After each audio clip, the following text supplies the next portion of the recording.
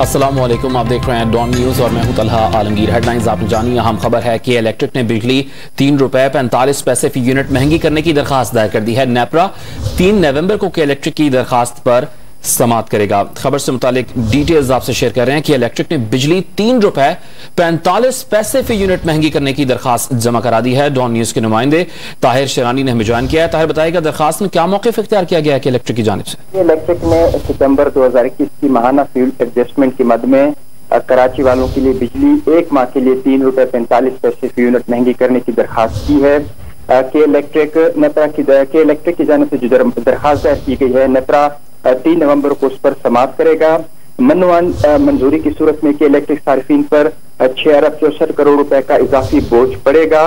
नेपरा की जानिब से जो कि इलेक्ट्रिक की दरखास्त दायर की गई है उस पर ये देखा जाएगा जो फ्यूल प्राइस वेरिएशन है क्या उसका जवाब है या नहीं है।